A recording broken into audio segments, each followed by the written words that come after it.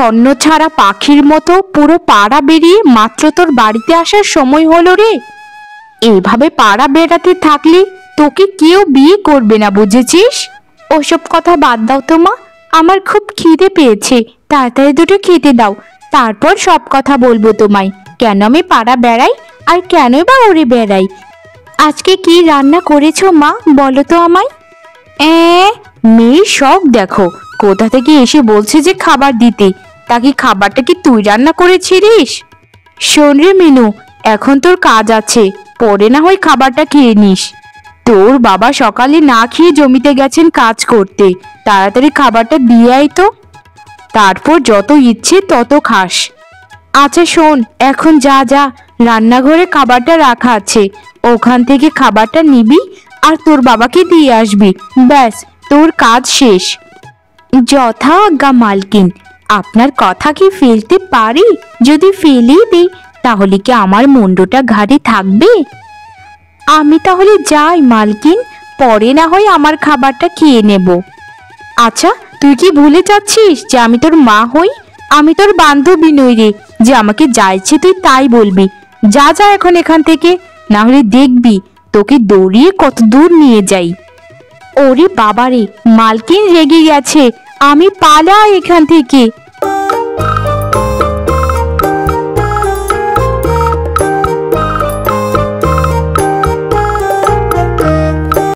বাবারে বাবা, জমিটা কপিয়ে শরীরটা একদম খারাপ হয়ে গেছে। এখন একটু না হয় বিশ্রাম নেই, একটু পর থেকে আবার শুরু করা যাবে। গিন্নি সকালে কত করে বলেছিল যে খেয়ে যাও কিছু, কিন্তু আমি না খেয়ে পণ্ডিতের মতো চলে এলাম।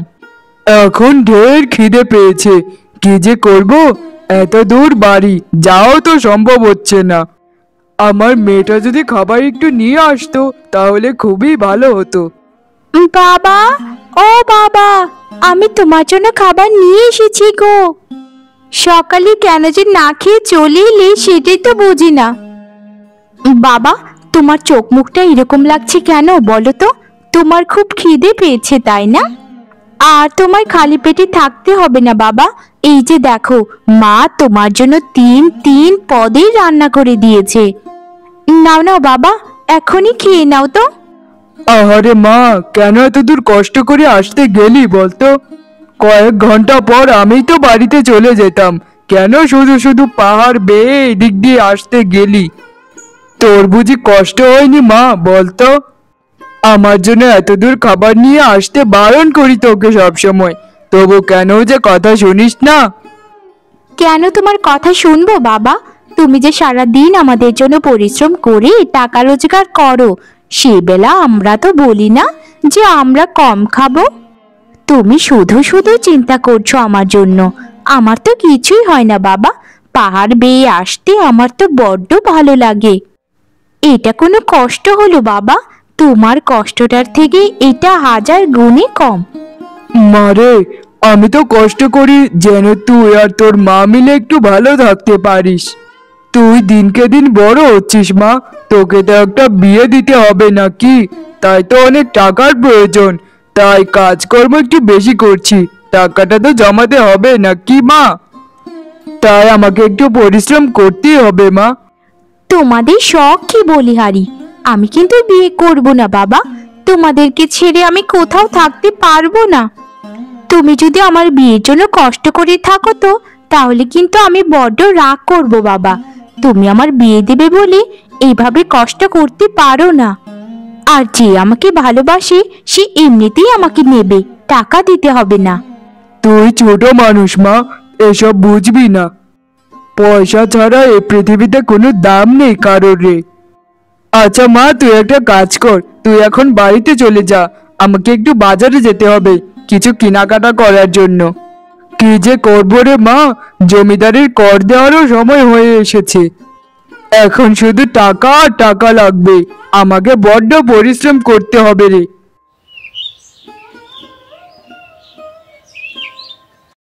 হা হা গিন্নি, এই দেখো আমি কি নিয়ে এসেছি। আমার মেয়েটা কতদিন ধরে বলছিল যে বাবা আমি একটা বড় মাছ খাবো, কিন্তু টাকার অভাবে কিনে আনতে পারিনি। সস্তা পেলাম তাই নিয়ে এলাম। সে তো আনবেই। তোমার টাকার পাহাড় হয়েছে। যেখানে জমিদারের কর দিতে হবে আগামীকালকে, সেখানে আজ মাছ নিয়ে এসেছো। তা বলি, এভাবে যে খরচ করছো, তাহলে কর দেবে কি করে বলো তো? এই বিষয়গুলো না আমার দেখতে বড্ড বাজে লাগে। আমাদের মেয়েটা তোর বাচ্চা নয় যে সে যেটা চাইবে তাই তাকে এনে দিতে হবে। সে খুব ভালো মতোই দেখতে পাচ্ছে পরিবারের কি হালচাল আর কি বেহাল অবস্থা। আহা গিন্নি, আমাদের একটা মাত্রই মেয়ে, আর তো নেই কেউ। ও একটা মাছ খেতে চাইছে, এতেই তোমার এত খারাপ লাগছে? চুপ করে বসে থাকো তো গিন্নি। শোনো, আজ মাছটা খুব কষা করে রান্না করো আমার মেয়ের জন্য। সবাই মিলে কবজি ডুবিয়ে খাবো, কেমন? ওরে বাবা, বাবা তো দেখা যাচ্ছে অনেক বড় একটা মাছ নিয়ে এসেছে। আহা, আজকে এই মাছটা দিয়ে আমি কবজি ডুবিয়ে খাবার খাবো। মা শোনো, এই মাছটা কিন্তু আমার সামনেই কেটো, আমি বসে বসে মাছ কাটার দৃশ্য দেখব। সেই কয়েক বছর আগে একটা বড় মাছ খেয়েছিলাম, সেটার থেকেও তো এটা অনেক বড় বাবা। তার দাম কত নিল এটার? কেন শুধু শুধু আমার জন্য মাছ আনতে গেলি বাবা? আমি তো ওরকম ভাবে বলিনি যে আনতেই হবে।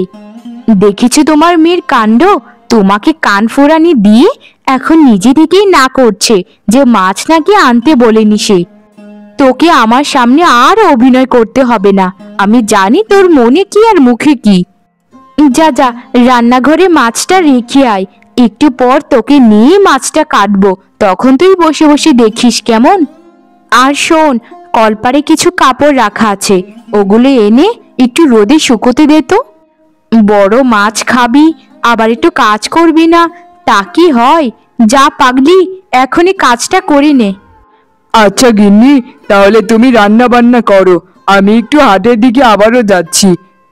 কিছু আমাকে সবজির বীজ আনতে হবে, ওগুলো খেতে লাগাতে হবে তো।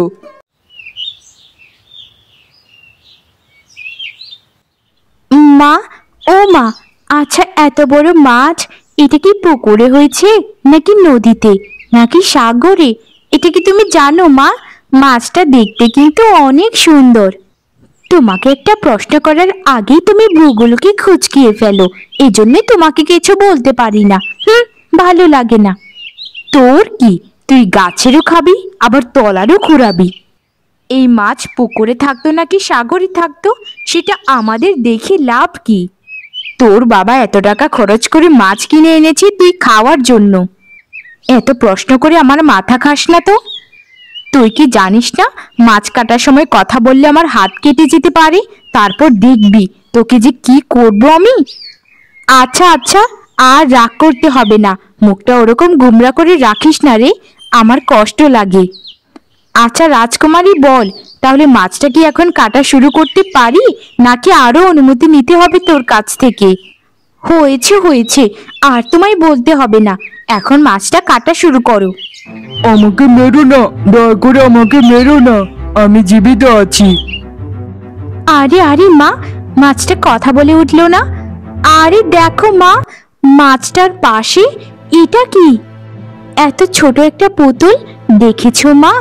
এই পুতুলগুলি তো মাছের ভিতর রেখে মাছ বিক্রেতারা ওজন বৃদ্ধি করে মাছের। কিন্তু কথা বললো কে?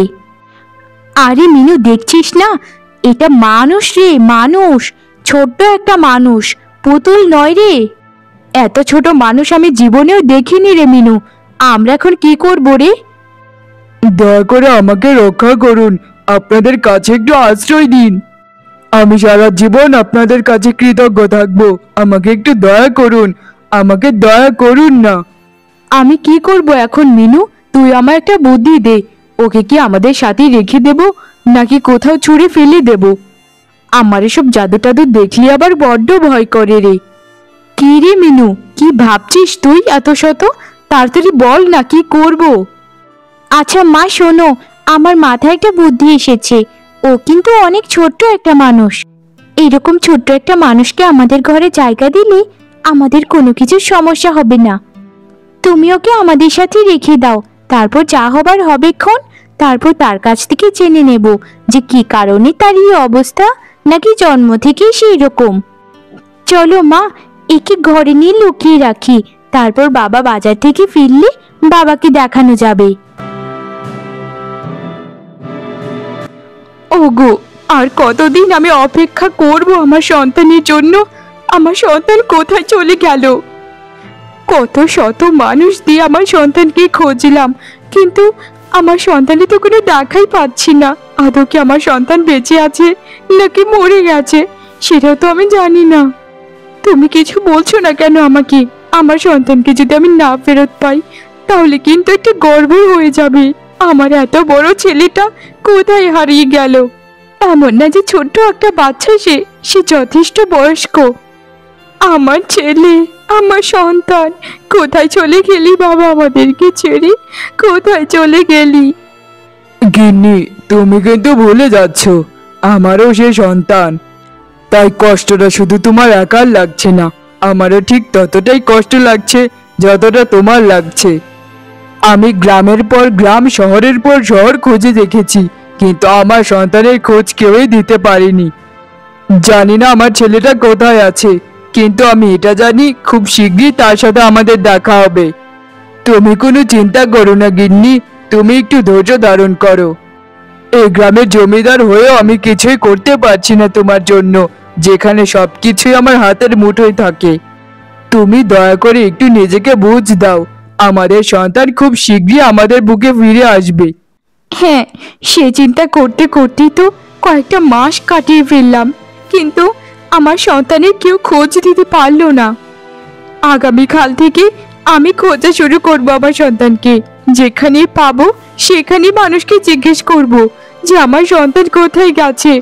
আমার সন্তানকে ছাড়া আমি পাগল হয়ে যাব, পাগল। গিন্নি, দয়া করে পাগলামো করো না। যতই হোক আমাদের এই গ্রামে একটা সম্মান আছে।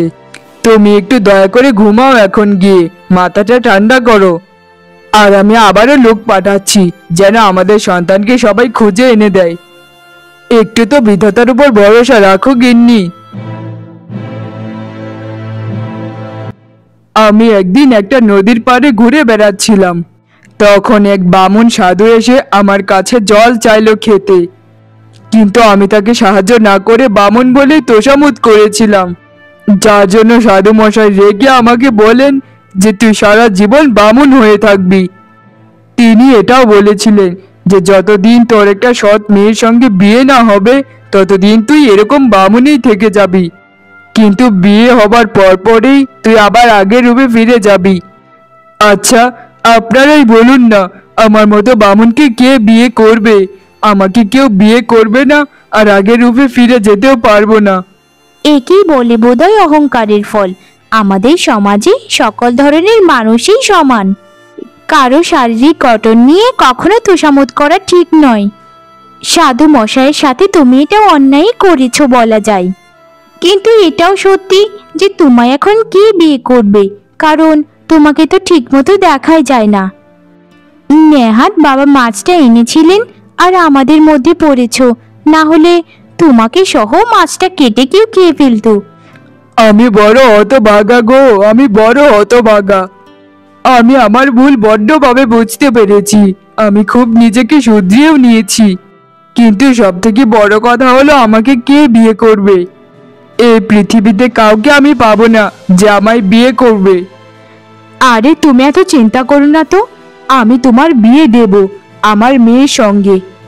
তুমি কি রাজি আছো আমার মেয়েকে বিয়ে করার? আসলে যেদিন তোমাকে প্রথম দেখেছিলাম সেদিন থেকেই তোমাকে আমার বড্ড ভালো লেগেছে। আমার মেয়েকে বিয়ে করবে তো তুমি? এইসব কি বলছো তুমি মা? ওকে আমি কিভাবে বিয়ে করতে পারি? ও দেখেছো কত ছোট, ওকে তো ঠিক মতো আমি দেখতেই পাই না, তাহলে বিয়ে করে সংসারটা করব কিভাবে বলো? না না মা, আমি ওকে বিয়ে করতে পারবো না, তুমি অন্য কোনো ব্যবস্থা করে নাও। মা, তোর মা যখন বলেছে তাহলে তোর মার কথাতে রাজি হয়ে যা, ছেলেটা তো মন্দ নয়। তুই রাজি হয়ে যা না মা, বাবার কথা অন্তত রাখ। কি রে মা, কথা বলছিস না কেন? বাবার কথা রাখবি না? আচ্ছা ঠিক আছে, বাবা মা যখন এত করে বলছেন তাহলে আমি তোমায় বিয়ে করতে রাজি আছি।